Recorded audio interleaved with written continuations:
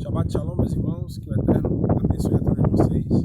E hoje nós temos mais um estudo para mostrar acerca das coisas do Eterno, sobre a promessa feita a Abraão, a Isaac e a Jacó, de que sua descendência seria fecunda e seria como a areia do mar. Agora, se a gente pensar que hoje existem 16 milhões de judeus num universo de 7 bilhões de habitantes, a gente acha que essa promessa não foi cumprida. Mas será que é verdade? No livro de João, capítulo 7, verso 35, Yeshua tinha acabado de ter uma discussão com alguns fariseus e ele diz que para onde eu vou vocês não poderão ir.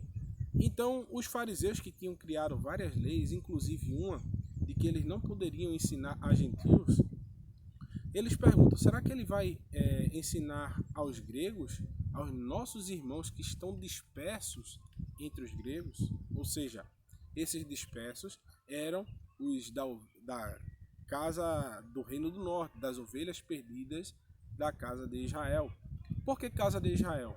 O reino das 12 tribos de Jacó, ele havia se dividido em 12, e dessas 12 tribos, ficaram duas tribos responsáveis, a tribo de Efraim e a tribo de Judá. A tribo de Judá com duas casas, que é a dele, Judá e Benjamim, e a tribo do Reino do Norte com 10 tribos, que ficou conhecida como Casa de Israel. Essa Casa de Israel entrou em guerra contra os assírios e foi dispersa cerca de 700 anos antes do Messias. E até hoje é um mistério onde essas tribos foram parar. Porque eles não retornaram como os judeus foram para a Babilônia, no ano 530, se não me engano, 500 e pouco antes do Messias. Eles foram para a Babilônia, mas retornaram para Jerusalém. Já o Reino do Norte, ele não. Eles foram dispersos e não voltaram mais. Eles foram levados cativo, mas não voltaram para Jerusalém. E até hoje não se sabe onde eles estão. Em partes. Porque, como eu disse, João 7,35, os judeus sabiam que alguns dos seus irmãos estariam entre os gregos.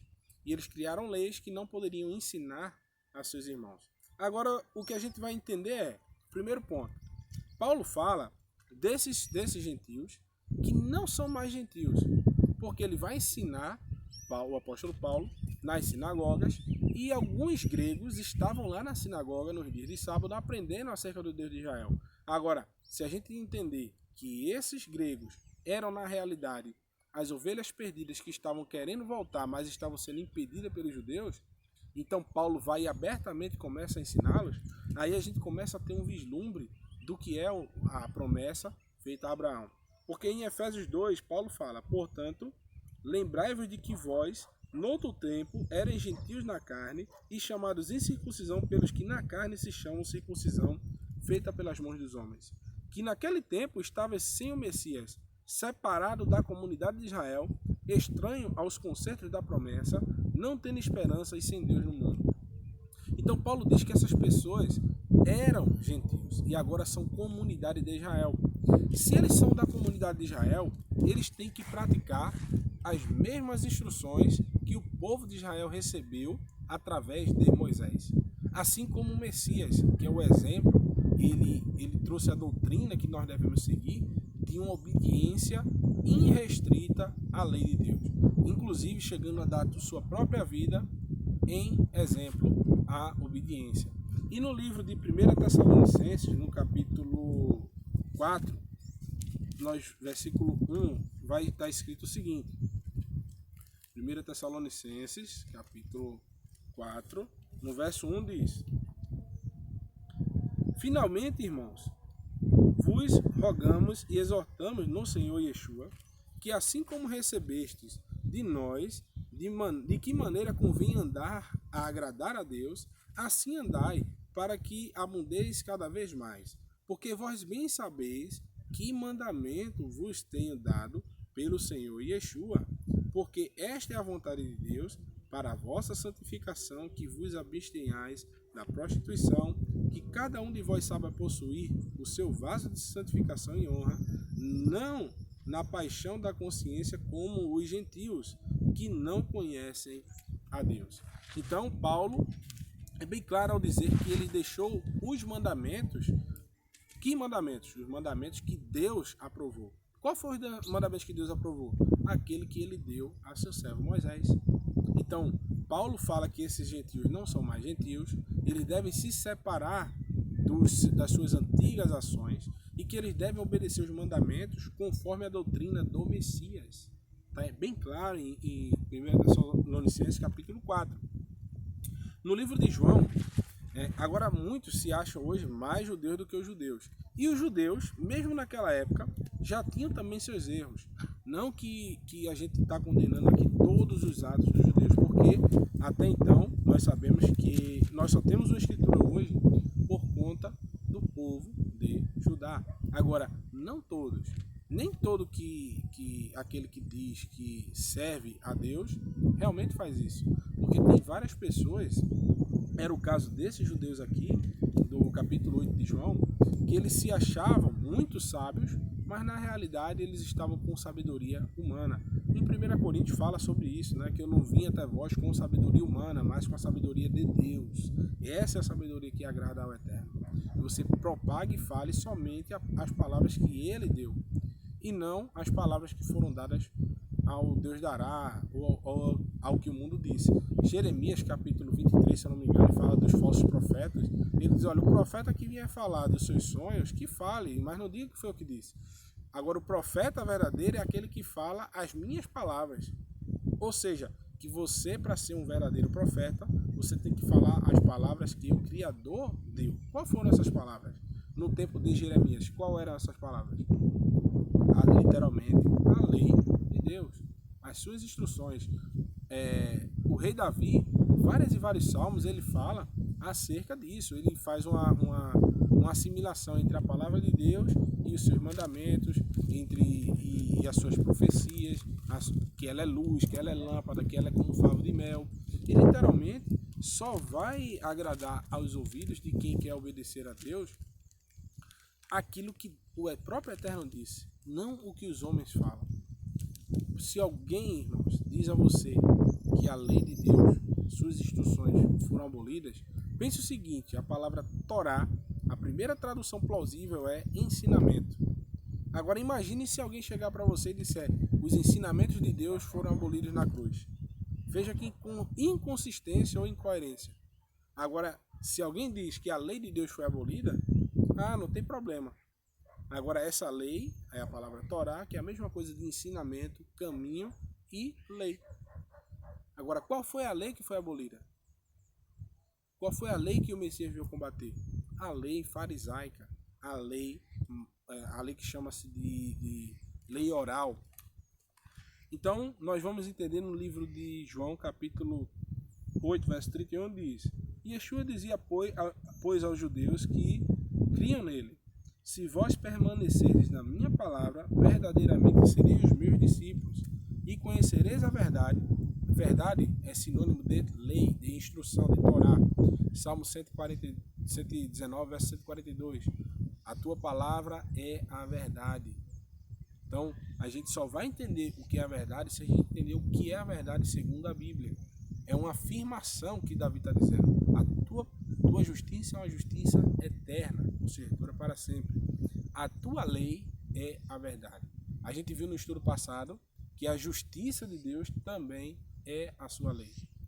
Então, no verso 33 diz, responderam-lhe, somos descendência de Abraão, nunca servimos a ninguém. Como tu diz que sereis livres?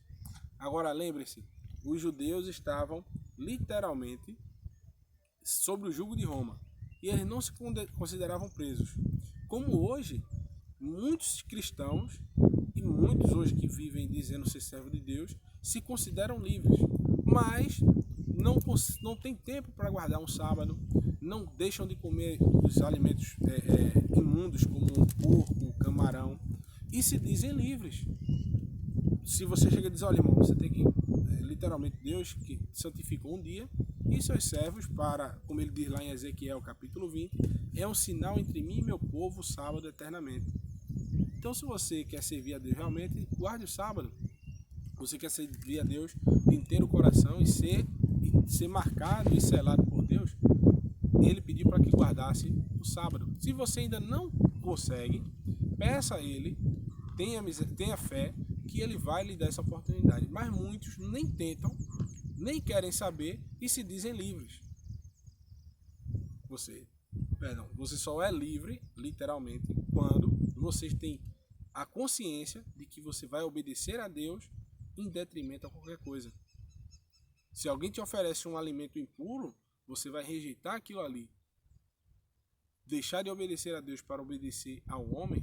Não, você vai obedecer primeiramente a Deus.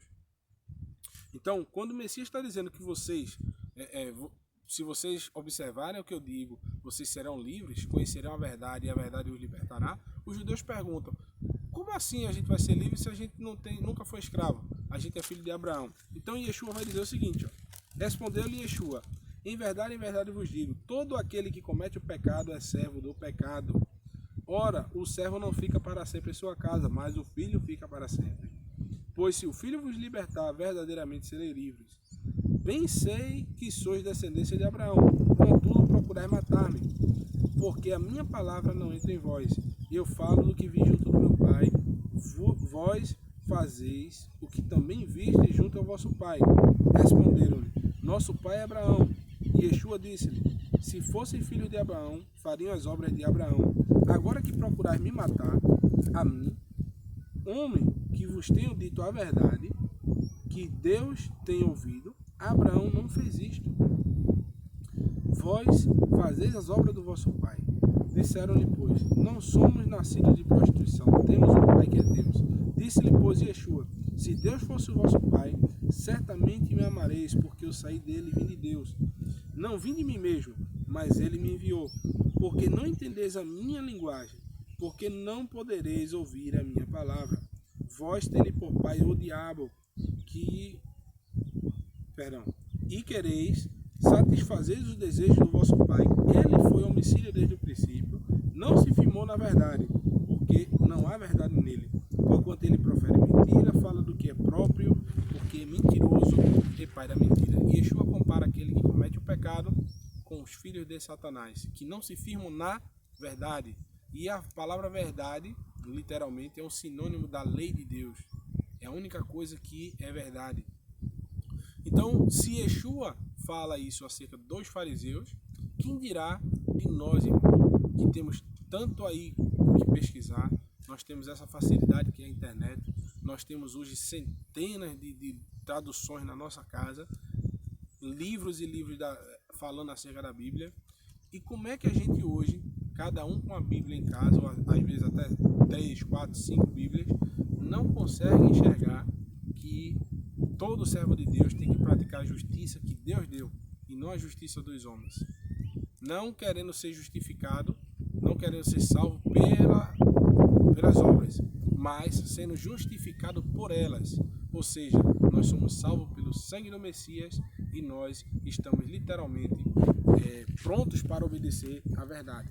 Então, a gente vai aqui encerrando, irmãos, com um texto bastante interessante que vocês vão ver aqui em Deuteronômio, no capítulo 30, no verso 1 diz: será que sobrevindo todas essas coisas, bênção ou maldição que tenham posto diante de ti, e te recordardes delas entre todas as nações para onde te lançar o Senhor teu Deus, e te converteres ao Senhor teu Deus, e deres ouvidos à sua voz, conforme tudo o que te ordeno hoje, tu e teus filhos, com todo o teu coração e com toda a tua alma, então o Senhor teu Deus te fará voltar do teu cativeiro.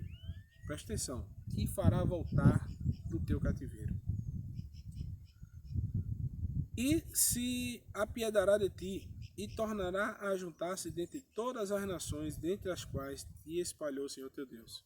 Então, irmãos, aqui é bem claro, Deus é bem direto ao dizer que o povo dele seria disperso entre as nações, mas que receberia de volta essa bênção que seria retornar à sua terra natal.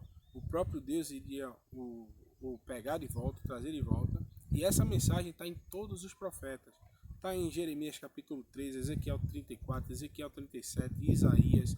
Todos os profetas falam dessa volta. O profeta Oséias no capítulo 1 e 2, que o povo seria... o Eterno daria uma carta de divórcio, mas depois receberia novamente com o seu povo. E esse povo, irmãos, é você. Você faz parte desse povo. Você que era um gentil e que conheceu os caminhos do Senhor, conheceu a verdade do Messias no cristianismo, que tem os seus defeitos e tem os seus méritos, mas que a partir do momento que você ouve o chamado verdadeiro da palavra, daquilo que Deus quer que você faça, você tem que escolher a quem você quer servir. Então, é a partir disso que nós agradecemos a vocês todo esse carinho. Eu vou mostrar a vocês um pouquinho da paisagem aqui, que é bem legal, né? E que o Eterno possa dar cada dia mais sabedoria a vocês aí. Estamos terminando mais o Shabbat aí com essa paisagem aí maravilhosa. E queria agradecer cada dia mais a vocês aí por essa ajuda e por estarmos crescendo o nosso canal aos poucos, tá bom? Shalom, meus irmãos.